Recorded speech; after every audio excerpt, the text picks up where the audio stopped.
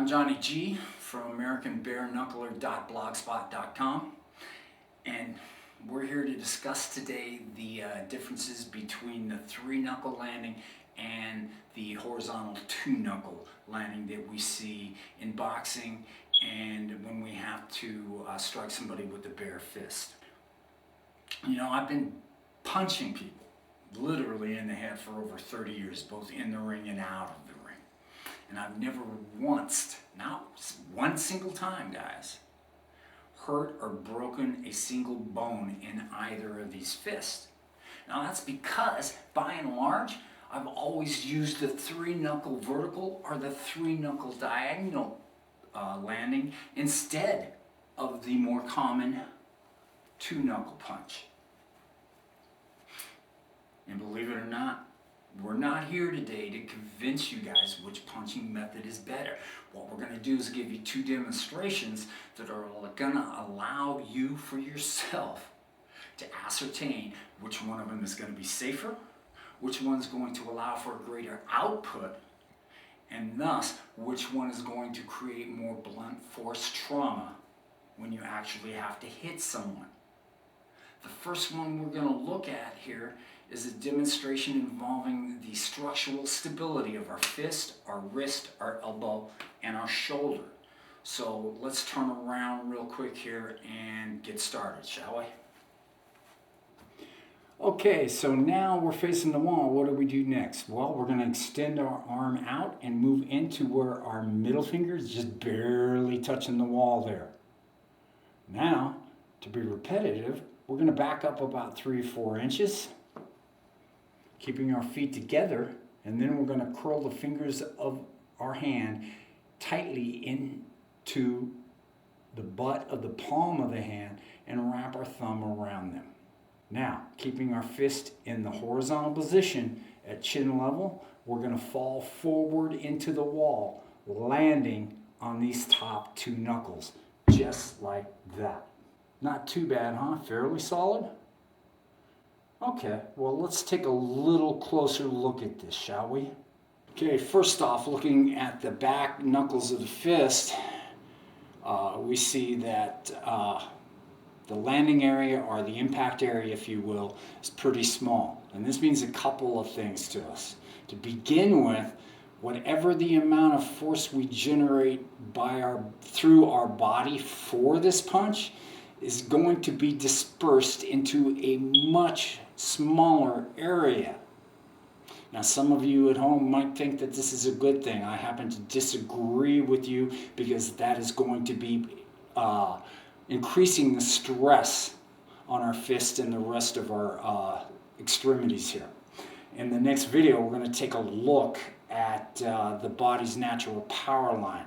But staying in the moment, physiologically speaking, the metacarpal support that we have in the hand on these two knuckles is a lot less than the supporting metacarpal cast that we'll find on the other three knuckles, which means that we're going to have a far greater chance of breaking our hand or our knuckles punching in the horizontal two-knuckle landing than we're going to have, as you'll see, in the three-knuckle landing, even if we don't miss hit. Speaking of miss hits brings us to our second point. Wearing boxing gloves, the surface area that we're striking with is much larger, obviously, than it is with the bare fist strike. We back that up is with we got the glove on, there's a high probability that we also have hand wraps on. So even if we don't hit the target flush with the glove and the hand wrap underneath them, chances of our wrist collapsing are very slim. And this is not true with the bare fist, where the opportunity, if you will, to hit thick, hard bone like the forehead, or dense, sharp bones like the elbow are very high. And what happens then is it changes the trajectory of the strike and puts our wrist, because of this alignment, at risk. wrist, excuse me. And what happens is we end up spraining or breaking the condyloid joint of the wrist. So now let's take a look at the 3-knuckle landing.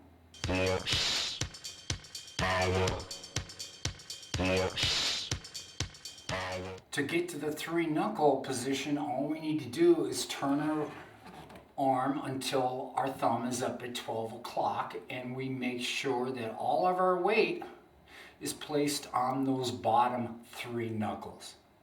Which one of those two feels more solid to you?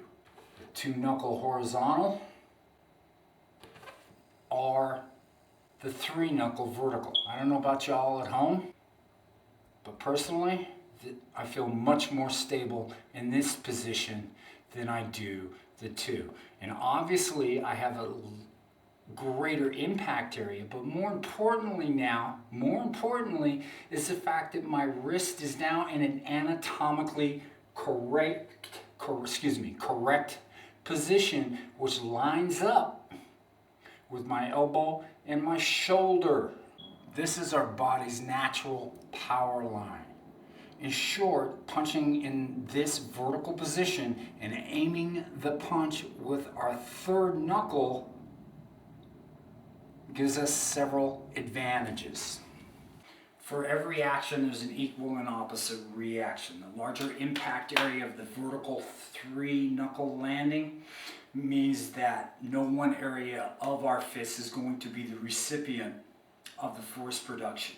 It's impacting in an area that has more structural protection surrounding it through the metacarpal design of the hand than the 2-knuckle horizontal punch does. And secondly, because we are punching now in an anatomically correct position,